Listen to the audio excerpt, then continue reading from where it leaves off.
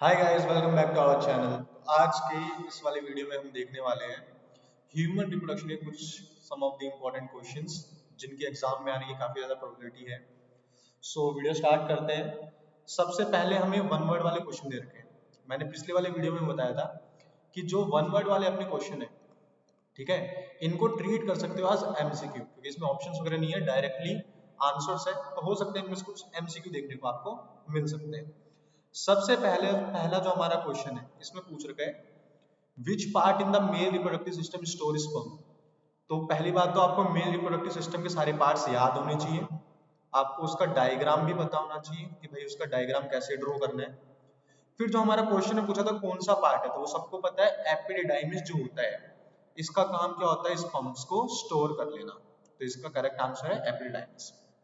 Next question जो है वो हमारा What harm is caused if testes of the male fail to descend in the scrotum?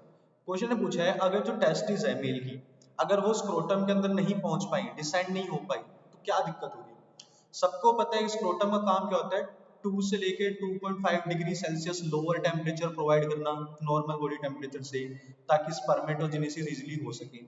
अगर वो टेस्ट स्क्रोटम में नहीं पहुंच रही है तो इतना ऑप्टिमम टेम्परेचर उसको मिलेगा नहीं। ऑप्टिमम टेम्परेचर नहीं मिलेगा तो स्पर्मेटोजेनेसिस नहीं होगी।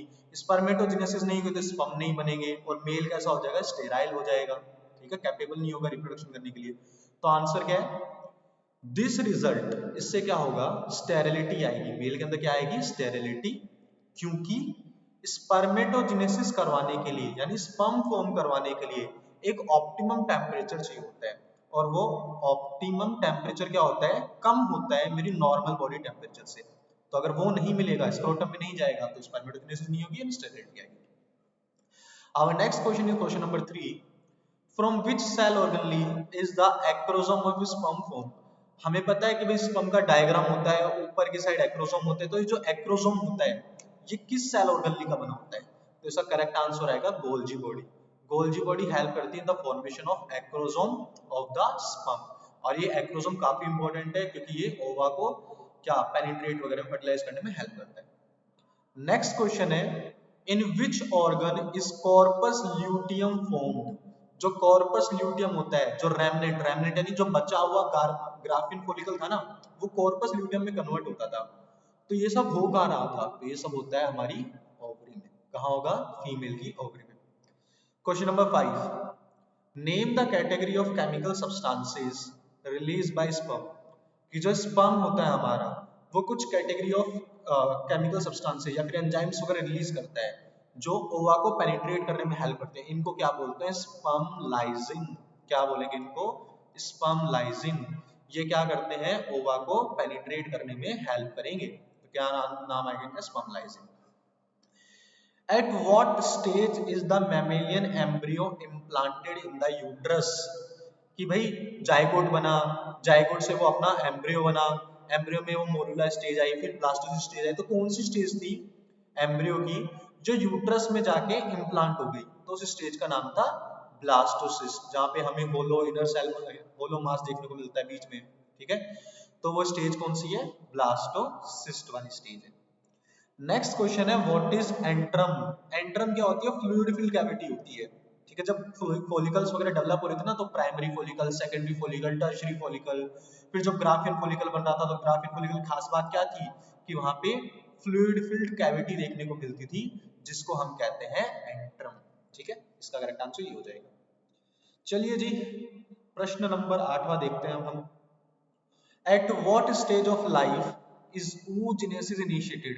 कि जो oogenesis होता है वो कौन सी स्टेज ऑफ लाइफ पे इनिशिएट होगा फीमेल की बॉडी में। What does the oocyte when does the oocyte complete oogenesis, और कब वो oogenesis अपनी कंप्लीट कर लेगा। इसका मैं थोड़ा सा ट्राई करता हूँ आपको बताने का। 1 second, let where is paint paint paint, कहाँ गया पेंट, ये रहा। चलो, तो मैं ट्राई करता हूँ थोड़ा सा आपको समझाने का कि भाई oogenesis में क्या होगा। तो नाम लिख देता हूँ मैं, OOGENESIS, ऊवंटमा मामा ऊवंटमा। ठीक है, मैं जब भी बोलता हूँ मुझे यही याद आता है। तो देखिए oogenesis में क्या होगा, सबसे पहले हमारा एक सेल होता है जिसको हम बोलते हैं oogoनियम, जिसको हम क्या बोलते हैं OOGONIUM, oogoनियम। oogoनियम बच्चा क्या करेगा, oogoनियम करेगा माइटोसिस। oogoनियम जी करते हैं हमारे माइटोसिस, और माइटोसिस करके oogoनियम हमारा क्या बना लेता है, क्या बना लेता है, oogoनियम हमारा डिप्लॉइड स्ट्रक्चर बनाता है जिसको हम बोलते हैं प्राइमरी oocyte। स्पर्मेटोसाइट बोलेंगे, oocyte बोलेंगे? ऑब्वियसली जब oogenesis पढ़ रहे हैं तो उसको क्या बोलेंगे, प्राइमरी oocyte। ये जो इतनी स्टेज होती है, ये कब होती है, जब एम्ब्रियो होता है ना, जब फीमेल एम्ब्रियो होता है वहां चल रही होती है, यानी इन एम्ब्रियो। इतनी स्टेज हमारी कहाँ चल रही थी, एम्ब्रियो के अंदर ही चल रही थी। तो समझे नहीं समझे कि यहाँ से लेके यहाँ तक का जो पार्ट है ना, ये कहाँ हुआ है कि जब फीमेल एम्ब्रियो बन रहा था, फीमेल एम्ब्रियो के अंदर जो ओवरी बन गई थी, तो उसी टाइम पे बहुत सारे प्राइमरी oocyte बन के रेडी हो गए थे। यानी oogenesis की प्रोसेस स्टार्ट कहाँ हो रही है, एम्ब्रियो स्टेज पे स्टार्ट हो जा रही है। फिर प्राइमरी oocyte जो बन जाता है, ये क्या हो जाता है, अरेस्ट, अरेस्ट हो जाता है, यानी यहीं रुक जाता है, अरेस्ट। ठीक है, कहाँ अरेस्ट हो जाएगा, in prophase of meiosis, MEIOSIS, meiosis 1 पे क्या हो गया, अरेस्ट हो चुका है। तो समझे कि बहुत सारे प्राइमरी oocyte बन गए थे एम्ब्रियो के स्टेज, एम्ब्रियोनिक स्टेज पे, फीमेल बॉडी के अंदर, और वो प्रोफेज ऑफ मियोसिस 1 स्टेज पे जाके अरेस्ट हो गए। फिर देखते हैं इनके साथ क्या होगा। फिर जैसे ही प्यूबर्टी आती है, 13-14 वाली स्टेज आती है, यानी एट प्यूबर्टी, PUBERTY, एडोलेसेंस वाले पीरियड में क्या होगा, ये जो प्राइमरी oocyte बना था, ठीक है, जिसने फर्स्ट मियोसिस किया है, अब एक सेकंड मियोसिस करेगा, और ये क्या बनाएगा, ये क्या बना लेगा हमारा सेकेंडरी oocyte। ठीक है, ये क्या बनाएगा, एक हैप्लोइड स्ट्रक्चर जिसको हम बोलेंगे सेकेंडरी oocyte, जिसको हम क्या बोलेंगे, सेकेंडरी oocyte बोलेंगे। सेकेंडरी oocyte के साथ में ये बना लेगा फर्स्ट पोलर बॉडी। क्या बना लेगा, फर्स्ट पोलर बॉडी का डेवलपमेंट हो जाएगा। अब ये जो सेकेंडरी oocyte होता है ना, ये भी एक स्टेज पे अरेस्ट हो जाता है, अरेस्टेड एट मेटाफेज, जो मेटाफेज स्टेज होती है ऑफ मियोसिस 2 की। ठीक है, मियोसिस 2 पार्ट में होता है ना, मियोसिस 1 और मियोसिस 2। तो मियोसिस 2 की जो मेटाफेज स्टेज है, वहां पे जाके ये क्या हो चुका है, अरेस्ट हो चुका है सेकेंडरी oocyte। सेकेंडरी oocyte के पास जैसे ही अपना स्पर्म वगैरह आएगा, तो ये अपना क्या बना लेगा, फिर एग वगैरह बना लेगा, एंड क्या बनाएगा, प्राइमरी फर्स्ट पोलर बॉडी बन गई थी, अब क्या बनेगी, सेकेंड पोलर बॉडी का डेवलपमेंट हो जाएगा, और ये वाला स्ट्रक्चर हैप्लोइड होगा। तो कंप्लीट डेवलपमेंट कब हो रहा है oogenesis का, ठीक है, प्यूबर्टी में, जब अपना स्पर्म वगैरह एंटर कर जाता है। स्टार्ट कब हो जाती है, एम्ब्रियोनिक स्टेज पे स्टार्ट हो जाती है। अब फिर से एक बार हम क्वेश्चन पे आ जाते हैं, क्वेश्चन क्वेश्चन क्वेश्चन कहाँ, ये रहा। ठीक है, तो क्वेश्चन क्या कह रहा है, at what stage of life is oogenesis start. तो oogenesis कब इनिशिएट होती है, हमने देखा था जब वो फीमेल एम्ब्रियो थी, उसके अंदर जो ओवरी बन गई थी, वहीं पे स्टार्ट हो चुकी थी, बहुत सारे प्राइमरी oocyte बन के रेडी हो गए थे।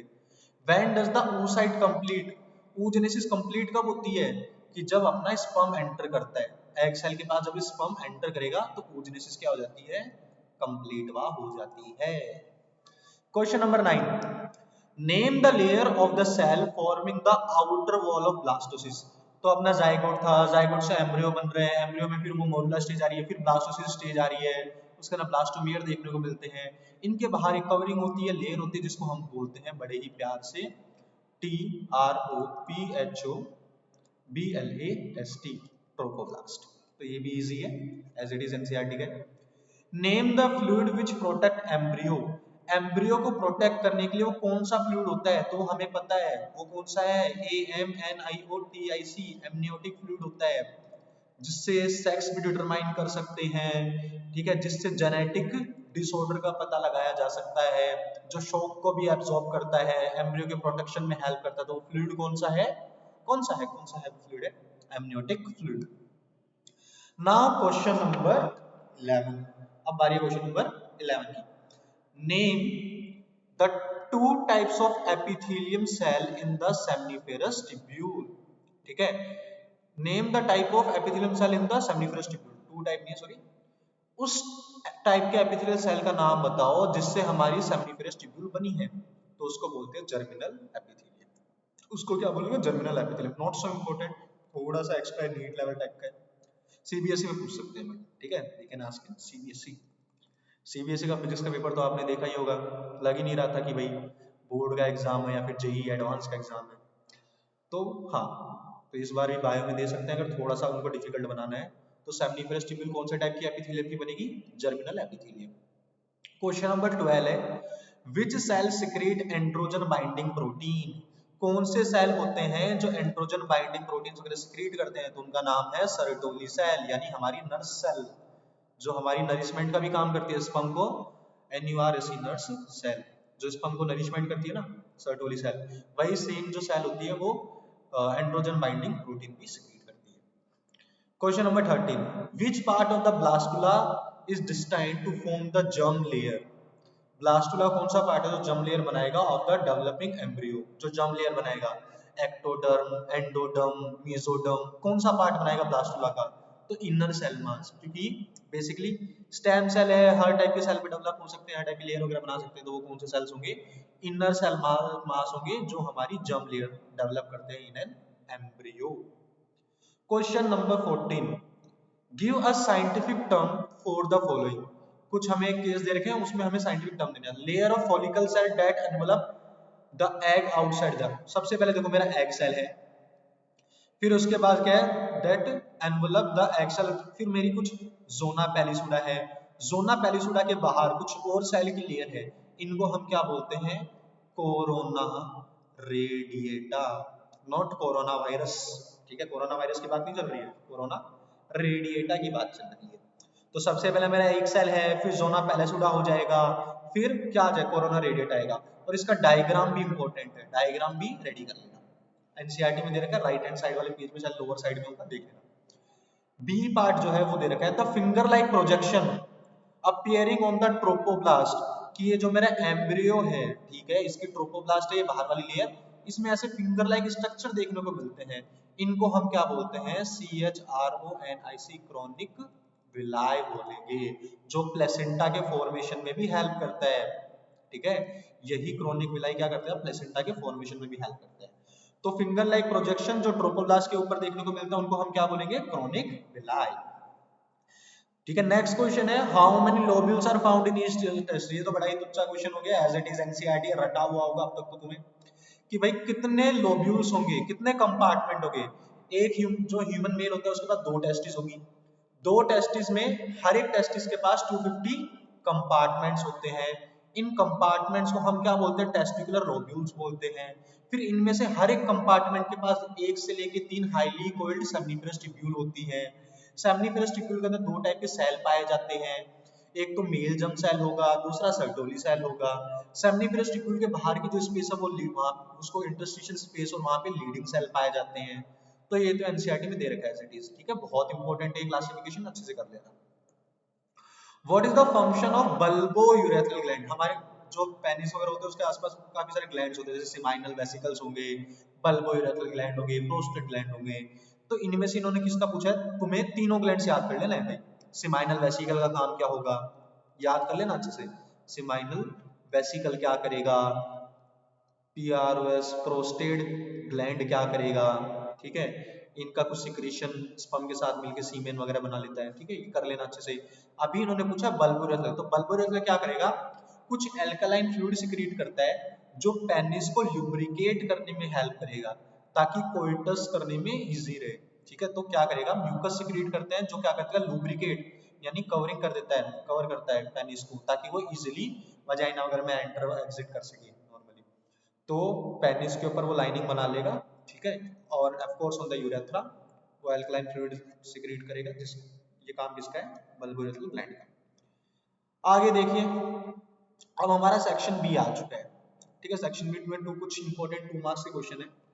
सबसे पहला है, fertilisation perform 2 function, what are the function, fertilisation जो होता है उससे 2 काम होते हैं भाई। एक तो देखो फर्टिलाइजेशन क्या करेगा, एक मेरा स्पर्म है, ठीक है, एक मेरा एग है, दोनों हैप्लोडिप्लॉइड है, इनसे मिलके जाइगोट बना जो डिप्लॉइड है, तो वापस से डिप्लॉइड ही मेंटेन कर रहा है, तो डिप्लॉइड स्ट्रक्चर वापस से मेंटेन कर रहा है। दूसरा क्या है, जो फर्टिलाइजेशन है, ठीक है, जब तक स्पर्म एंटर नहीं करेगा, जो ओवा है उसमें oogenesis, मतलब oogenesis थोड़ी ना कंप्लीट हो जाएगी ओवरी के अंदर, तो उसमें भी हेल्प करता है। तो देखो सबसे पहला दे रखा है रिस्टोरेशन ऑफ डिप्लॉइड कंडीशन, कि डिप्लॉइड कंडीशन को रिस्टोर कर रहा है। दूसरा क्या है, अगर फर्टिलाइजेशन नहीं होगा तो सेकेंडरी मियोटिक डिवीजन भी कंप्लीट नहीं होगा, ठीक है, तो इसके लिए भी फर्टिलाइजेशन इंपॉर्टेंट है। नेक्स्ट क्वेश्चन देखो, question number 17, name the foetal membrane that provide a fluid medium. Foetal membrane का हमका नाम बताने का है, जो क्या कर रहा है, फ्लूइड मेम्ब्रेन मीडियम प्रोवाइड कर रहा है डेवलपिंग एम्ब्रियो के लिए। तो भाई वो फ्लूइड मेम्ब्रेन कौन सी है, उसका फंक्शन, तो भाई उस फ्लूइड मेम्ब्रेन का नाम है एम्नियोन, और उस फ्लूइड का नाम क्या है, एमनियोटिक फ्लूइड, और उस मेम्ब्रेन का नाम क्या है, एम्नियोन, उस मेम्ब्रेन का नाम क्या है, एम्नियोन। ये क्या करेगा, it prevent desiccation of embryo, embryo को सूखने से बचाता है, क्यों, क्योंकि यहाँ पे एमनियोटिक फ्लूइड होता है ना, तो एम्ब्रियो सूखता नहीं है, तो एक तो एम्ब्रियो को सूखने से बचा रही है मेम्ब्रेन, और क्या कर रही है यहाँ पे एमनियोटिक फ्लूइड है तो उसकी वजह से शॉक भी एब्जॉर्ब हो रहा है ना, ठीक है, शॉक भी एब्जॉर्ब होगा। एंड तीसरा काम क्या है, प्लेसेंटा के फॉर्मेशन में भी हेल्प करती है। तो थोड़ा सा हाई लेवल का है, थोड़ा सा अच्छा क्वेश्चन है कि वो जो फीटल मेम्ब्रेन है वो किसकी बनी होगी, एम्नियोन की बनी होगी, इसका नाम क्या है, एम्नियोन। इसका काम क्या है, एम्ब्रियो को सूखने से बचाना, शॉक को एब्जॉर्ब करना और प्लेसेंटा के फॉर्मेशन में हेल्प हुआ कर देना। Now question number 18, what is pregnancy hormone, कि भैया हम प्रेगनेंसी हार्मोन किसको बोलते हैं, जो प्लेसेंटा वगैरह से क्रिएट करते हैं, जो प्रेगनेंसी मेंटेन करने में हेल्प करते हैं, ऑफ कोर्स हम उन्हीं को क्या बोलेंगे, प्रेगनेंसी हार्मोन। फिर आगे पूछा इनमें उनको ऐसा क्यों बोलते हैं, क्योंकि वो प्रेगनेंसी में हेल्प कर रहे हैं, ठीक है। फिर name the two sources of this hormone, की सोर्सेज क्या है भाई, प्लेसेंटा इनकी मेन सोर्स है, प्लेसेंटा से सीक्रेट होते हैं। पहले तो नाम देख लेते हैं, सबसे पहला जो प्रेगनेंसी हार्मोन उसका नाम है HCG, यानी ह्यूमन क्रॉनिक गोनेडोट्रोपिन। दूसरा क्या है, क्रॉनिक थायरोट्रोपिन। फिर क्या है, क्रॉनिक कोर्टिकोट्रोपिन। एंड फिर क्या है, रिलैक्सिन। तो ये तो मेरे क्या है, कुछ प्रेगनेंसी हार्मोन है। इनको कौन सिक्रेट कर रहा है, इनको सिक्रेट कर रहा है बाबा प्लेसेंटा। कहाँ गया रे मेरा पॉइंटर, इनको सेक्रेट कर रहा है अपना प्लेसेंटा, तो प्लेसेंटा से ये सिक्रेट हो रहे हैं। फिर क्या है, the SCG stimulate and maintain the corpus luteum, कि ये जो एससीजी सिक्रेट हो रहा है ना, ह्यूमन क्रॉनिक गोनेडोट्रोपिन, इसका काम क्या है, कॉर्पस ल्यूटियम को मेंटेन करना और वहां से क्या सिक्रेट करवाना, प्रोजेस्टेरोन सिक्रेट करवा देना। प्रोजेस्टेरोन क्या करेगा, एंडोमेट्रियम की लाइनिंग को मेंटेन करता है। प्रोजेस्टेरोन मेंटेन एंडोमेट्रियम, ठीक है, एंडोमेट्रियम को मेंटेन करता है थ्रू आउट द प्रेगनेंसी।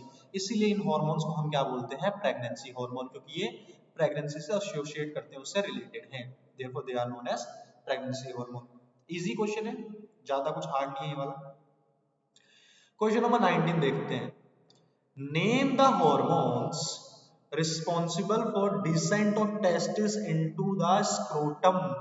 अभी हमने देखा था कि भाई जो स्क्रोटम होता है उसके अंदर टेस्टिस डिसेंट करती है, उसके अंदर धंस जाती है, तो ये करवाने के लिए कोई ना कोई हार्मोन तो रिस्पॉन्सिबल होगा।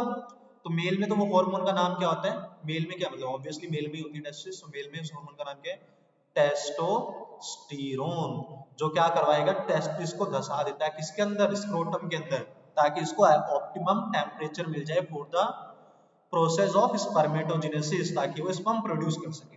नेक्स्ट क्वेश्चन इसी में पूछा हुआ है, why does the failure of this process result in sterility. अगर मान लो ये वाली प्रोसेस नहीं होगी तो स्टेरिलिटी क्यों होगी, ठीक है, बच्चा क्यों नहीं कर पाएगा मेल।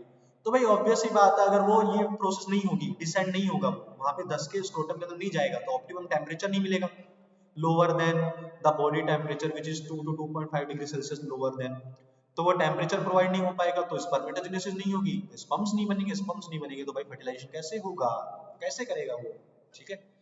तो ये भी अपना 19 वाला भी इजी क्वेश्चन था और हलवा क्वेश्चन था, और ये भी हमारा हो गया है। नाउ बारी है क्वेश्चन नंबर 20 की, name the hormone which stimulate the secretion of ovarian hormone. उन हार्मोन का नाम बताओ जो क्या करते हैं, ओवेरियन हार्मोन के सिक्रीशन को स्टिमुलेट करेंगे। तो भाई चाहे मेल हो चाहे फीमेल हो, वो पिट्यूटरी से कुछ हार्मोन आते हैं हमारे, उनका नाम क्या है, FSH and the LH। Anterior pituitary से कुछ हार्मोन आ रहे हैं, follicular stimulating hormone and the luteinising hormone. ये क्या करते हैं, ओवेरियन हार्मोन को स्टिमुलेट करते हैं, यानी प्रोड्यूस करवा देते हैं। FSH हमारा फॉलिकुलर स्टिमुलेशन में हेल्प करता है, LH हमारा oogenesis भी करवाता है, FS हमारा प्रोजेस्टेरोन निकलवा रहा है, LH हमारा एस्ट्रोजन वगैरह निकलवा रहा है, ठीक है। फिर आगे क्या पूछा, what would happen if the blood concentration of ovarian hormone increase. देखो FSH एंड LH का काम क्या होता है, एस्ट्रोजन एंड प्रोजेस्टेरोन सिक्रिएट करवा देना, ठीक है। अगर एस्ट्रोजन प्रोजेस्टेरोन की अमाउंट बढ़ जाती है तो एक नेगेटिव फीडबैक जाता है हाइपोथैलेमस तक कि भाई ये बहुत बढ़ चुके हैं तो इनको अब बंद करवाओ। फिर हाइपोथैलेमस जाएगा एंटीरियर पिट्यूटरी के पास, एंटीरियर पिट्यूटरी इनकी प्रोडक्शन को बंद कर देती है। तो ये जो फीडबैक होता है इसको कहते हैं नेगेटिव फीडबैक। तो a feedback system become operative when the level, अगर एस्ट्रोजन का लेवल बढ़ जाता है, ठीक है, जितना होना चाहिए उससे ज्यादा हो जाता है, तो ये क्या होता है, द एंटीरियर पिट्यूटरी, तो ये एस्ट्रोजन जाता है हाइपोथैलेमस के पास, उसको बोलता है कि भाई एंटीरियर पिट्यूटरी के सिक्रीशन को बंद कराओ। तो हाइपोथैलेमस कुछ हार्मोन भेजेगा एंटीरियर पिट्यूटरी के पास और उसको कहेगा भाई तुम्हारा FSH एंड LH बंद करवाओ, एस्ट्रोजन एबनॉर्मली इंक्रीज होता जा रहा है। तो इससे क्या होगा, इनहिबिट हो जाएगा किसका production, FSH and the LH का प्रोडक्शन। नेक्स्ट क्वेश्चन है, what structure form the corpus luteum, कौन सा स्ट्रक्चर है हमारा जो कॉर्पस ल्यूटियम के फॉर्मेशन में हेल्प करता है। तो हमने देखा था पहले प्राइमरी फॉलिकल होंगे, प्राइमरी फॉलिकल के बाद एक सेकेंडरी फॉलिकल, फिर उससे बनता है टर्शरी फॉलिकल, फिर उससे बनता है हमारा टर्शरी फॉलिकल 3 बना देते हैं, फिर उससे बनता है हमारा ग्राफियन फॉलिकल। फिर जब ग्राफियन फॉलिकल रप्चर हो जाता है, ग्राफियन फॉलिकल क्या हो जाएगा, रप्चर हो जाएगा, तो उससे क्या बनता है, कॉर्पस ल्यूटियम।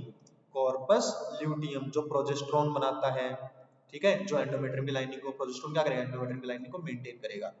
तो क्वेश्चन सिंपल सा है कि भाई कौन सा स्ट्रक्चर है जो कॉर्पस ल्यूटियम फॉर्म करने में हेल्प करेगा और कौन सी स्टेज पे। तो ये जो रप्चर्ड ग्राफियन फॉलिकल होता है इसी से क्या बनता है, कॉर्पस ल्यूटियम बनता है। ओवा अलग हो जाता है, एक्सल अलग हो जाता है और बचा हुआ क्या कहलाता है, कॉर्पस ल्यूटियम। कौन सी स्टेज पे होता है, सिक्रीटरी या फिर ल्यूटियल स्टेज पे होता है। इस टाइम पे कौन से दो हार्मोन बनते हैं, इस टाइम पे बनते हैं एक तो प्रोजेस्टेरोन और दूसरा कौन सा बनता है, रिलैक्सिन। इंपॉर्टेंट क्वेश्चन है, आ सकता है। तो इस टाइम पे दो हार्मोन्स कौन से बनेंगे, progesterone and the relaxin. Next question है, differentiate between morula and blastula. देखो सबसे पहले अपना जाइगोट था, ZYGOTE डिप्लॉइड स्ट्रक्चर, जाइगोट से बना हमारा एम्ब्रियो, एंड एम्ब्रियो में भी कुछ अलग अलग स्टेज आती है। सबसे पहले हमारा मोरुला बना, मोरुला में क्या है, जाइगोट के अंदर ही अंदर बहुत सारे डिवीजन हो रखे हैं, सॉलिड स्ट्रक्चर है तो उसको मोरुला कह दिया। फिर कुछ सेल बाहर की स्पेस ले लेंगे, कुछ सेल यहाँ चले जाएंगे और बीच का स्पेस खाली रह जाएगा, होलो स्पेस आ रहा है, इस स्टेज को बोलते हैं हम ब्लास्टोसिस स्टेज। अब देखो डिफरेंस क्या होगा, तो मोरुला क्या होता है, सॉलिड स्पेयर ऑफ सेल्स होता है, मोरुला में तो क्या होंगे, सॉलिड स्पेयर ऑफ सेल होंगे जो जाइगोट में डिवीजन करके बनते हैं, जाइगोट में क्लीवेज होके बनते हैं। ब्लास्टुला में क्या होता है, बस बीच में क्या आ जाता है, होलो स्पेस आ जाता है, और ठीक है, it is a hollow sphere of cells, ठीक है, होलो स्पेयर ऑफ सेल्स आएंगे जिनको हम ब्लास्टोमियर कहते हैं। ये बात हो गई। नेक्स्ट क्वेश्चन दे रखा है हमें, व्हाट इज अम्बिलिकल कोड। चलो इसको भी थोड़ा सा पेंट पे ही समझा देते हैं, तुम्हें इसको भी थोड़ा सा पेंट पे समझा देते हैं। File new don't save and थोड़ा सा पेंट गिरा देते हैं यहाँ पे। फिर हम ब्रश ले लेते हैं, थिकनेस हम 3px कर देते हैं, वाइट कलर ले लेते हैं। क्या समझाना था हमें, हमें समझाना था अम्बिलिकल कोड समझाने का था। देखो अम्बिलिकल कोड क्या होगा, लेट्स सपोज भाई अपना यूट्रस है, थोड़ा सा मैं गंदा सा रफ डायग्राम बना देता हूँ, ये अपना कुछ ऐसा यूट्रस है मान लो। फिर मान लो यहाँ पे क्या है, यहाँ पे क्या है, फीटस है, यहाँ पे क्या है, फीटस, FOETUS फीटस है। ये मेरी क्या है, एंडोमेट्रियम यानी यूट्रस है, यूट्रस में भी क्या है, ये एंडो METRI। अब ये वाली एंडोमेट्रियम यूट्रस की एंड यहाँ फीटस की जो ट्रोपोब्लास्ट लेयर होती है, ये दोनों मिलकर एक स्ट्रक्चर बना लेती हैं। उस स्ट्रक्चर को हम क्या कहते हैं, उस स्ट्रक्चर को हम कहते हैं प्लेसेंटा। देखो प्लेसेंटा थोड़ा सा साइड में बनाता हूँ, दूसरा कर लेता हूँ। उस स्ट्रक्चर को हम कहते हैं प्लेसेंटा। तो मान लो कुछ ऐसा सा स्ट्रक्चर बना लेते हैं ये, ठीक है, ऐसा कुछ स्ट्रक्चर बना लेते हैं, इस स्ट्रक्चर को कहते हैं प्लेसेंटा। प्लेसेंटा फॉर्मेशन में किसने हेल्प की, फीटस ने भी हेल्प की और मदर के यूट्रस ने भी हेल्प कर दी, तो प्लेसेंटा फॉर्म हो गया। ये जो प्लेसेंटा है, यहाँ से ऐसे वेसल्स अगर निकल रही है, इसको हम कहते हैं umbilical cord, UMBLICAL umbilical cord, इसको हम अम्बिलिकल कोड कह देते हैं। यहाँ एक स्ट्रक्चर बनाते हैं, पर्पल ले लेते हैं कलर, यहाँ पे मान लो है फीटस है, ये क्या है, फीटस है, और यहाँ पे मान लो वो यूट्रस की लाइनिंग है, ये है यूट्रस। तो देखो यूट्रस कनेक्टेड है प्लेसेंटा से, किससे कनेक्टेड है, प्लेसेंटा से। फीटस भी कनेक्टेड है प्लेसेंटा से, बट किसकी हेल्प से, अम्बिलिकल कोड की हेल्प से। किसकी हेल्प से, अम्बिलिकल कोड। समझ पा रहे हो कैसे फॉर्म हुआ था प्लेसेंटा, थोड़ा सा और बता देते हैं। कि मान लो सबसे पहले अपने यहाँ से मान लो ये यूट्रस है, ठीक है, ये ऐसे इसमें कुछ डिप्रेशन है यूट्रस के अंदर, एंडोमेट्रियम के अंदर, और एक बना लेते हैं हम यहाँ पे फीटस बना लेते हैं, ठीक है, ये बना लिया मैंने फीटस। फीटस में ऐसे ट्रोपोब्लास्ट लेयर पे ऐसे क्रोनिक विलाई फॉर्म हो रखी थी, ये क्या है, CHRONIC, क्रोनिक विलाई है। किसकी है ये क्रोनिक विलाई, FOETUS, फीटस की क्रोनिक विलाई है। फिर ये क्या था, मेरा यूट्रस था, और यूट्रस में जो डिप्रेशन बन रहे हैं, डिप्रेशन को हम क्या बोलते हैं, क्रिस्टे बोलेंगे, इनको हम बोलेंगे CRYST, क्रिस्टे। ये क्रिस्टे और ये आपस में जब मिल जाएंगे तो ये जो नया स्ट्रक्चर बन रहा है, इसी स्ट्रक्चर को हम क्या बोलते हैं, प्लेसेंटा बोलते हैं। इसी स्ट्रक्चर को क्या बोलते हैं, प्लेसेंटा। तो प्लेसेंटा क्या होता है, ह्यूमन का इकलौता ऑर्गन होता है जो दो ऑर्गेनिज्म से बना है। एक तो देखो फीटस में हेल्प कर रहा है उसमें, और दूसरा मदर की यूट्रस भी हेल्प कर रहा है, यानी मदर के सेल और फीटस के सेल मिलके बना रहे हैं हमारी प्लेसेंटा। तो दो ऑर्गेनिज्म इसमें हेल्प कर रहे हैं एक तरीके से। अब ये जो प्लेसेंटा बन गया तो uterus is directly connected with placenta, लेकिन ये जो फीटस होगा ना तो प्लेसेंटा से ही एक ऐसी कोड निकलती है जिसको हम कहते हैं अम्बिलिकल कोड, उसकी हेल्प से कनेक्ट होता है। प्लेसेंटा का काम क्या होता है, एक्सचेंज ऑफ मैटर, ऑक्सीजन वगैरह प्रोवाइड करना, न्यूट्रिएंट्स प्रोवाइड करना हमारे फीटस को, और फीटस के पास जो वेस्ट मटेरियल CO2 वगैरह है वो बाहर मदर तक ले जाना और मदर उसको डिस्पोज आउट कर देंगे। तो ये काम होता है हमारे प्लेसेंटा के ऊपर। इसके ऊपर मैं डिटेल वीडियो बना दूंगा, अभी हमें क्वेश्चन डिस्कस करने थे तो मेन पॉइंट हम वहीं रहते हैं, हमारे क्वेश्चन पे ही रहते हैं, ठीक है। तो इन्होंने पूछा व्हाट इज अम्बिलिकल कोड। तो अम्बिलिकल कोड क्या होती है, एक ट्यूब होती है जो जिसके अंदर बहुत सारी ब्लड वेसल वगैरह होती है, विच कनेक्ट द एब्डोमेन, जो डेवलपिंग एम्ब्रियो यानी फीटस को कनेक्ट कर रही है, किससे कनेक्ट कर रही है, प्लेसेंटा से कनेक्ट कर रही है ऑफ दी प्रेग्नेंट यूट्रस, यानी प्रेग्नेंट मदर के यूट्रस के साथ, ठीक है। तो यूट्रस और फीटस के बीच में या फिर एम्ब्रियो के बीच में जो कनेक्शन, उसका नाम क्या है, अम्बिलिकल कोड है, ठीक है। चलिए सेक्शन सी देखते हैं हम। Explain the formation of placenta after implantation. चलो भाई क्वेश्चन भी आ गया और थोड़ा सा अच्छा क्वेश्चन है ये। तो explain the formation of placenta, कि प्लेसेंटा कैसे फॉर्म होगा after implantation in the human female. देखो जो ट्रोपोब्लास्ट लेयर थी किसकी, डेवलपिंग एम्ब्रियो की, उसके ऊपर कुछ फिंगर लाइक प्रोजेक्शन आ गए थे जिसको हम कह रहे हैं क्रोनिक विलाई। क्या कह रहे हैं उसको, क्रोनिक विलाई। ये क्रोनिक विलाई मिलके और यूट्रस के, फीमेल के यूट्रस के कुछ टिश्यू मिलके एंड मैटरनल ब्लड मिलके एक नया स्ट्रक्चर फॉर्म कर लेते हैं जिसको हम बोलते हैं प्लेसेंटा। तो ये जो इंटीग्रेटेड स्ट्रक्चर है यही क्या कहलाता है, प्लेसेंटा कहलाता है। तो ये उसकी फॉर्मेशन हो गई, अच्छा क्वेश्चन है। Make a diagrammatic sketch of, very very important diagram, जितने स्टार लगा सकते हो दुनिया ब्रह्मांड संसार के वो सारे स्टार ये लगा लेना। स्पर्म का डायग्राम आपको देखने को बनाने को मिल सकता है। तो ये हमारा स्पर्म है, ये इसका हेड हो गया है, ठीक है, ये इसकी नेक हो चुकी है, ये इसका मिडल पीस हो गया जहाँ पे बहुत सारे माइटोकॉन्ड्रिया देखने को मिल रहे हैं। हेड में हमें एक्रोसोम देखने को मिलता है जहाँ पे कुछ एंजाइम होते हैं स्पर्म लाइजिन टाइप के या फिर हाइलो हाइड्रोजनियस टाइप के एंजाइम्स होते हैं। ये न्यूक्लियस हो चुका है, फिर ये टेल हो गई, फ्लैजिलम वगैरह, ठीक है। तो अच्छे से देख लो ये डायग्राम स्पर्म का, ये बनाने को आ सकता है। और इम्पोर्टेंट डायग्राम क्या है भाई, फीमेल रिप्रोडक्टिव सिस्टम बनाने को आ सकता है, मेल रिप्रोडक्टिव सिस्टम भी बनाने को आ सकता है, ये दो आ सकते हैं। फिर एक और क्या आ सकता है, वो सेक्शनल व्यू था ना, किसका था sectional view, of the seminiferous tubule का। तो सेमिनिफेरस टिब्यूल वाला डायग्राम भी, TUBU डायग्राम भी आपको देखने को मिल सकता है। तो ये जो डायग्राम्स है मैं चाहता हूँ आप इनकी अच्छे से प्रैक्टिस कर लो। डायग्राम बेसिकली एक वो भी होता है मेमोरी ग्लैंड का, लेकिन उसकी आने की प्रोबेबिलिटी कम है, ठीक है।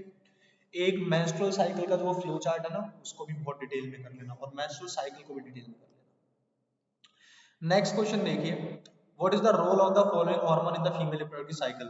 कुछ हार्मोन्स के नाम दे रखे हैं यहाँ पे, इनका काम बताओ भाई। FSH क्या करता है, ये प्राइमरी फॉलिकल को सेकेंडरी फॉलिकल को टर्शियरी फॉलिकल, तो ग्राफियन फॉलिकल के डेवलपमेंट में हेल्प करता है। ल्यूटिनाइजिंग क्या है, किस में हेल्प करता है, ओव्यूलेशन में हेल्प करता है।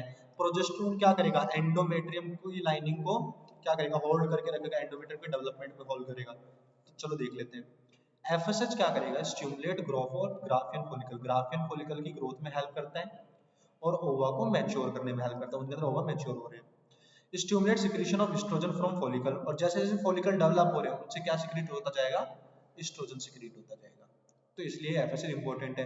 एलएच का काम क्या है, ये स्टिमुलेट करवाता है ओव्यूलेशन, यानी ये क्या करवा रहा है, ओव्यूलेशन करवा रहा है। ओव्यूलेशन करवा के वहां पे क्या बन जाता है, ग्राफियन फॉलिकल रप्चर होता है और क्या बन जाता है, कॉर्पस ल्यूटियम बन जाएगा। और कॉर्पस ल्यूटियम क्या सिक्रीट करता है, प्रोजेस्टेरोन सिक्रीट करता है। क्या सिक्रीट करता है, प्रोजेस्टेरोन। अब ये जो प्रोजेस्टेरोन होता है, ये हार्मोन, ये क्या करेगा, ब्रिंग अबाउट यूट्राइन, यूट्राइन की ग्रोथ कराएगा, एंडोमेट्रियम लाइनिंग फॉर्म करवाएगा ताकि बच्चा इजीली वहां पे सर्वाइव कर सके, ठीक है, मदर का यूट्रस को होल्ड कर सके। इम्प्लांटेशन वगैरह में हेल्प करेगा, प्लेसेंटा की फॉर्मेशन में भी हेल्प करेगा। Prevent other Graafian follicle from maturation, और एक बार अगर प्रोजेस्टेरोन बन गया तो बाकी ग्राफियन फॉलिकल को मैच्योर होने से रोकेगा, ठीक है। तो ये सारे काम किसके हो गए, प्रोजेस्टेरोन के। अच्छे से कर लेना इनको भी। In which part of the human female reproductive system do the following event take place? पहली पोलर बॉडी कहाँ रिलीज होगी, ऑब्वियसली ओवरी में होगी। सेकेंडरी पोलर बॉडी देखो कब हो रही थी, जब फर्टिलाइजेशन वगैरह हो रहा था। तो फर्टिलाइजेशन कहाँ पे होता है हमारा, एम्प्यूला, ISTH, एम्यूस, इस्थमस जंक्शन के साइड में। फर्टिलाइजेशन कहाँ होता है, देखो एनसीईआरटी में दे रखा है ISTH MUS, ठीक है। तो लेकिन अपन एम्प्यूला इस्थमस भी कर सकते हैं इसको। इम्प्लांटेशन कहाँ होगा, यूट्रस में होगा।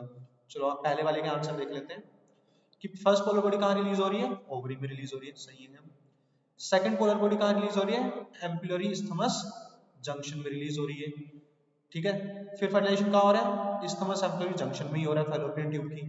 फिर इम्प्लांटेशन कहाँ हो रहा है, यूट्रस में हो रहा है। बी पार्ट देखते हैं, from where do the signal of parturition, ये पार्चुरेशन यानी बच्चे को बाहर निकालने का सिग्नल, ठीक है, इजेक्शन आउट का सिग्नल कहाँ से आता है। And what does maternal pituitary release for stimulating uterine contraction, uterine contraction करवाने के लिए मैटरनल पिट्यूटरी क्या रिलीज करती है, ऑक्सीटोसिन नाम का हार्मोन रिलीज करती है जो मायोमेट्रियम पे एक्ट करता है एंड वहां पे विगरस कॉन्ट्रैक्शन करवाता है during the child birth, during the child. तो बी वाले पार्ट का आंसर क्या होगा, fully develop foetus and placenta वो सिग्नल निकालते हैं पार्चुरेशन का, fully develop foetus and the placenta. उस हार्मोन का नाम क्या है जो पार्चुरेशन में हेल्प करेगा, ऑक्सीटोसिन, जो विगरस कॉन्ट्रैक्शन करवाता है। नेक्स्ट क्वेश्चन देखो, व्हाट इज ओव्यूलेशन। अब यहाँ पे ओव्यूलेशन का आर्क है और मैं आपको यहीं पे सजेस्ट करूंगा, एक स्पर्मेटोजेनेसिस, दूसरा हो गया oogenesis एंड तीसरा हो चुका है मेंस्ट्रुअल साइकिल। ये तीनों टॉपिक्स अच्छे से कर लेना, इन तीनों टॉपिक में से एक टॉपिक आपको एज इट इज एग्जाम में देखने को मिल जाएगा। चलिए, व्हाट इज ओव्यूलेशन, कि भाई ओवा का फॉर्मेशन होना फ्रॉम सेकेंडरी oocyte और इन द ओवरी, इसी चीज को हम क्या बोलते हैं, ओव्यूलेशन बोलेंगे, जिसमें ल्यूटिनाइजिंग हार्मोन हेल्प करता है, ठीक है। The wall of the ovary get ruptured, ovary की वॉल रप्चर हो जाएगी और रिलीज करेगी oocyte in the in human ovulation occur, कौन से डे पे होगा, 14th डे पे ओव्यूलेशन होता है, क्योंकि यहीं पे हमें LH सर्ज देखने को मिलती है, ठीक है। ओव्यूलेशन इज इंड्यूस्ड बाय कौन सा हार्मोन, LH हार्मोन। फिर ये देखो, यही मैं बता रहा था, सबसे पहले अपना न्यूक्लियस होता है, उसके जस्ट बाहर कौन सी लेयर होगी, सॉरी सबसे पहले अपना सेल हो चुका है, एक्सेल हो चुका है, 1 सेकंड, पॉइंटर ऐसे दिख रहा है ये। तो सबसे पहले अपना एग सेल हो चुका, उसके बाहर सबसे पहली लेयर कौन सी हो जाएगी, पहली लेयर होगी अपनी जोना, PLLUCID, पहले सूडा। फिर उसके जस्ट बाहर एक और लेयर होगी जिसका नाम होगा कोरोना, RADIATA, कोरोना रेडिएटा। इन लेयर्स की हम बात कर रहे थे। Where does fertilisation take place, ठीक है, एम्प्लरी इस्थमस जंक्शन में होगी। ये जो फीमेल है, ये फर्टिलाइजेशन का फिनोमेना ऑफ स्पर्म एक्टिवेशन, ठीक है। पूरा क्वेश्चन पढ़ लेते हैं, फर्टिलाइजेशन कहाँ होगा फीमेल में, पहला क्वेश्चन। What help the sperm to gain entry, क्या चीज है जो स्पर्म को ओवा तक या फिर एग सेल तक एंट्री करने में हेल्प करते हैं, ठीक है। ये क्वेश्चन है हमारा, चलो देखते हैं। एम्प्लरी इस्थमस जंक्शन पे अपना फर्टिलाइजेशन होगा, ये फर्टिलाइजेशन क्या कैसे होगा, सबसे पहले स्पर्म को एक्टिवेट करवाया जाएगा ताकि वो फर्टिलाइज करने के लिए कैपेबल हो जाए। और ये जो एक्टिवेशन करवाने की प्रोसेस होती है, जो फिनोमिना होता है जिसमें ये जो फिनोमिना है जिसमें क्या किया जा रहा है, क्या करवाया जा रहा है जिसमें स्पर्म को एक्टिवेट करवाया जा रहा है, इस फिनोमिना को बोलते हैं कैपेसिटेशन। नीट में आया हुआ क्वेश्चन था कैपेसिटेशन क्या होता है, इस फिनोमिना को बोलते हैं कैपेसिटेशन। द कैपेसिटेड जो जो एक्टिवेटेड स्पर्म होगा, अब ये क्या करेगा, कुछ एक्रोसोमल रिएक्शन, इसके ऊपर एक्रोसोम होता है ना, वहां पे कुछ रिएक्शन चल रही है जिनको हम एक्रोसोमल रिएक्शन कहेंगे। और यहाँ से क्या रिलीज होगा, एक एंजाइम जिसका नाम क्या है, स्पर्म लाइसिन, जो एग सेल को पेनिट्रेट करने में हेल्प करेगा। हेलो हाइड्रोजनेज जो क्या करेगा, ग्राउंड सब्सटेंस निकालेगा, the act of the ground substance of follicular cell, जो फोलिकुलर सेल के ग्राउंड सब्सटेंस पे एक्ट करेगा और कोरोना रेडिएटा से कहेगा कि भाई अब हमें और स्पर्म्स को अंदर आने नहीं देना है, ठीक है। तो हाइड्रोजनेज हो गया, एंजाइम डिसॉल्व, ये क्या करेंगे, देखो सबसे पहले स्पर्म लाइसिन था, ये उसको एग सेल को तोड़ रहा है, ठीक है, मतलब पेनिट्रेट कर रहा है। फिर ये दूसरा एंजाइम है, ये क्या करेगा, ग्राउंड सब्सटेंस ऑफ फॉलिकल पे एक्ट करेगा, कोरोना, ठीक है, कोरोना पेनिट्रेटिंग एंजाइम निकालेगा जो कोरोना रेडिएटा को डिसॉल्व करेंगे। एक्रोजिन हेल्प इन डाइजेस्ट, फिर एक्रोजिन होगा वो जोना पेनिसुला को डाइजेस्ट करेगा, जितनी भी लेयर्स है एग सेल के बाहर की वो सारी लेयर को हम डाइजेस्ट कर देंगे ताकि इजीली वहां पे स्पर्म एंटर कर जाए। तो यहाँ पे मेरी एक्रोसोमल रिएक्शन कंप्लीट हो गई। फिर क्या होगा, जो सेकेंडरी oocyte है, so that the sperm content enter the zygote, the plasma membrane of the sperm, plasma membrane जो होगी स्पर्म की, अब वो फ्यूज कर जाएगी membrane of the secondary oocyte की, और वहां पे स्पर्म का कंटेंट आ जाएगा, जाइगोट वगैरह बन जाएगा, फर्टिलाइजेशन हो जाएगी। This fusion is followed by, इसके बाद में कुछ कॉर्टिकल रिएक्शंस होगी, ठीक है, वो कौन कराएगा, सेकेंडरी oocyte करवाएगा कॉर्टिकल रिएक्शन, और इससे क्या होगा, पॉली पॉलीएम्सपर्मी प्रिवेंट होगी, इससे क्या प्रिवेंट होगी, पॉलीस्पर्मी प्रिवेंट हो जाएंगी। ये है अपने कुछ हार्मोन रेगुलेशन के बारे में बता रखा है कि भाई हाइपोथैलेमस क्या करता है, एंटीरियर पिट्यूटरी क्या करता है, इसको भी देख लेना कि हाइपोथैलेमस होता है वो जीएनआरएस निकालता है, वो एंटीरियर पिट्यूटरी पे एक्ट करेगा, वहां से एलएच एंड एफएसएच आएंगे, ठीक है, एलएच एंड एफएसएच एक्ट करेंगे ओवरी पे, वहां पे एस्ट्रोजन और प्रोजेस्टेरोन बनेगा। तो ये तो कैसा है, पॉजिटिव फीडबैक मैकेनिज्म है। लेकिन अगर इनकी अमाउंट ज्यादा हो जाएंगी तो ये जाएंगे भाई किसके पास, हाइपोथैलेमस के पास, हाइपोथैलेमस कहेगा अपना सिक्रीशन बंद करो, हाइपोथैलेमस पिट्यूटरी को बोलेगा अपना सिक्रीशन बंद करो, पिट्यूटरी ओवरी के पास जाएगा अपना सिक्रीशन बंद करो, तो ये नेगेटिव फीडबैक हो जाएगा। आसान है, कर लेना। वो बाप रे, मेरे को लगा कंप्लीट हो गया तो, लेकिन अभी भी कुछ असर्शन रीजन क्वेश्चंस हमारे रह गए हैं। चलो कोई बात नहीं, थोड़ा सा जल्दी से करते हैं। और ये एक बार रीड कर लेना एबीसीडी का मतलब क्या है। सबसे पहले हमें दे रखा है assertion, the uterus is shape like a peer, inverted peer shape होती है यूट्रस की, बिल्कुल होती है, ठीक है, होती है नहीं होती, बिल्कुल होती है ना, इन्वर्टेड पीयर शेप का ही होता है uterus. The inner glandular layer of the lining of the uterine cavity is called myometrium. अरे बाप रे, हद पार गलत गलत चीज दे दी। यूट्रस के सबसे अंदर मोस्ट जो लेयर, इनर मोस्ट जो लेयर होगी उसको तो हम क्या बोलते हैं, एंडोमेट्रियम बोलते हैं ना, इतनी देर से डिस्कस कर रहे हैं। तो मायोमेट्रियम तो नहीं है, मायोमेट्रियम तो बीच में होती है और पेरीमेट्रियम बाहर होती है, तो यहाँ पे एंडोमेट्रियम आना चाहिए था, यानी रीजन वाला स्टेटमेंट अपना गलत है, तो सिर्फ असर्शन सही है, तो ऑप्शन आ गया सी। नेक्स्ट क्वेश्चन देखो, यहाँ पे थोड़ा सा ना पीडीएफ थोड़ी सी गलत हो रही, कोई बात नहीं, सेकंड के बाद सीधा थर्ड, फर्स्ट के बाद सीधा थर्ड आ गया, कोई ना। चलो देखो, असर्शन है all sperm release at a time do not fertilise the ovum. क्या कह रहा है, all sperm release at a time do not fertilise, जितने भी बहुत सारे स्पर्म निकलते हैं कोइटस के टाइम पे, लेकिन सारे जो स्पर्म होंगे वो ओवा को फर्टिलाइज नहीं कर सकते, उनमें से कुछ करते ना, वो 3 इडियट में वो रेस भी देख लोगी, तो ये स्टेटमेंट सही है। फर्टिलाइजेशन अकर ओनली, लेकिन इसका जो रीजन है देखते क्यों, ये रीजन सही है नहीं है। Fertilisation occur only when ovum and sperm fuse, fertilisation तभी होगा जब ovum and sperm embryo sternal junction पे क्रॉस करेंगे, ये वाली बात भी सही है, दोनों स्टेटमेंट सही है, लेकिन इसको रीजन जो है ना करेक्ट एक्सप्लेनेशन नहीं है, तो आ जाएगा इसमें बी आंसर। नेक्स्ट क्वेश्चन देखो, द एम्ब्रियो विद 8 एम्ब्रियो 8 से 16 स्टेज वाला ब्लास्टोमेयर, जो जिसका 8 to 16 ब्लास्टोमेयर होते हैं, उस एम्ब्रियो को हम कहते हैं मोरुला, ठीक है। द मोरोला continuously divide two transform into ट्रोपोप्लास्ट, नहीं नहीं नहीं नहीं, तो ये गलत हो गया, सिर्फ ये सही है, तो इसमें क्या आ जाएगा, सी। असर्शन है the endometrium undergo cyclic change during the menstrual cycle, बिल्कुल जाता है, कभी बनती है कभी टूटती है, और उसके टूटने की वजह से तो मेंस्ट्रुएशन हो रहा है, तो बिल्कुल जाता है। Perimetrium contract during delivery of the baby, नहीं, अभी ऊपर वाले प्रीवियस क्वेश्चन में मैंने बताया था, वो ऑक्सीटोसिन रिलीज होता है और वो मायोमेट्रियम पे एक्ट करता है, और मायोमेट्रियम विग्रस कॉन्ट्रैक्शन करती है, तो वो पेरीमेट्रियम नहीं है, वो क्या है, मायोमेट्रियम, तो ये गलत हो गया, और सिर्फ ये सही है, तो C option. Next suggestion reason देखो, signal for parturition of originate from placenta, parturition का सिग्नल कहां से आता है, एक तो कंप्लीटली डेवलप फीटस से आता है और दूसरा प्लेसेंटा से, स्टेटमेंट सही है। Relaxin is release by the placenta, placenta से रिलैक्सिन भी रिलीज होता है, ये वाली बात भी सही है, लेकिन ये क्या इसको करेक्टली एक्सप्लेन कर रहा है, ये वाला स्टेटमेंट नहीं कर रहा है, तो इसमें आ जाएगा बी ऑप्शन। सेवंथ क्वेश्चन देखो, assertion the female gamete is produced at the time of puberty, जो फीमेल गैमेट होता है वो कब बनता है, प्यूबर्टी के टाइम पे बनता है, फीमेल गैमेट नहीं बाबा रे, एट एम्ब्रियोनिक स्टेज पे ही बनने शुरू हो जाते हैं, EMBRYONIC एम्ब्रियोनिक स्टेज पे ही डेवलप होने शुरू हो जाते हैं, अभी देखा था। फिर देखते हैं ये वाली बात सही है, gonadotropin releasing hormone control the process of oogenesis, GnRH नहीं रे, LH FSH वगैरह तो कह भी सकते हो, लेकिन GnRH तो नहीं कर रहा, तो दोनों ही स्टेटमेंट गलत है, तो डी आंसर। 8th क्वेश्चन देखो, the fertilize egg contain 23 pair, 23 46 होते हैं, अच्छा पेयर दे रखा ना, 23 पेयर तो होते हैं, ठीक है, तो ये वाली बात सही है। जाइगोट इज फॉर्म, और 23 पेयर क्यों होते हैं, क्योंकि जाइगोट बन रहा है एग और स्पर्म के फ्यूजन से, तो यहाँ से 23 आए, यहाँ से 23 आए, टोटल 23 पेयर हो गए, 46 हो गए नहीं 23 पेयर हो गए, तो रीजन भी सही है, असर्शन भी सही और करेक्टली एक्सप्लेन भी कर रहा है, तो इसमें ए आ जाएगा।